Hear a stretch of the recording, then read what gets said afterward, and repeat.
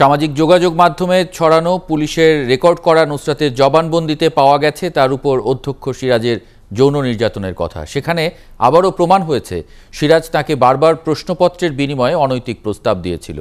একই তথ্য মিলেছে বন্ধুদের লেখা নুসরাতের চিরকুট এবং অ্যাম্বুলেন্সে ঢাকায় আসার পথে ভাইকে বলা কথায়। শারমিন স্বপ্নার তথ্য ও ছবিতে প্রতিবেদন।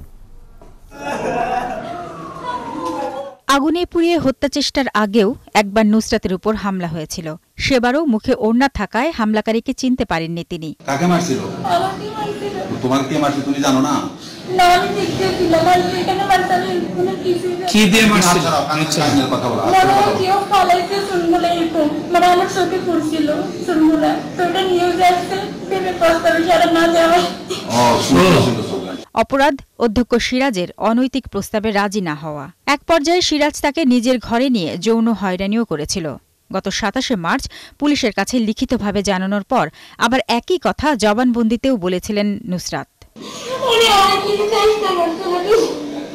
তুমি এখন বলছিলে হাত দেওয়ার চেষ্টা করছে, আমি আচরে চলে এসেছি। হ্যাঁ, বুকে হাত দিছে। তুমি একা গেছো?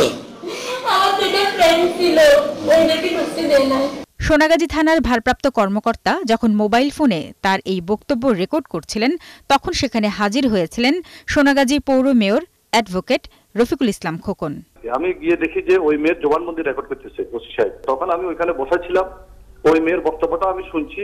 ঠিক একই সময় আরো একটা মেয়েকে ওসি সাহেব ডাকলো, ওই মেয়েটাও জবানবন্দি দিল। সেও ভুক্তভোগী, তাকেও এই ধরনের যৌন হয়রানি করছে এই অধ্যক্ষ।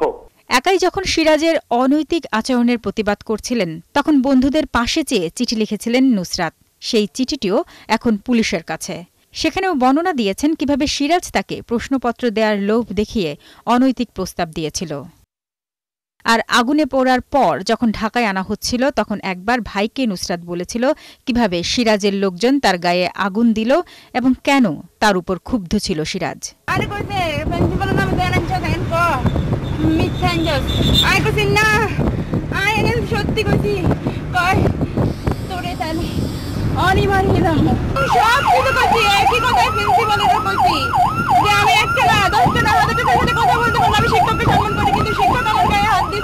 আর সবখানেই নুসরাত বলেছিলেন শেষ নিঃশ্বাস পর্যন্ত এ অন্যায়ের প্রতিবাদ তিনি করেই যাবেন।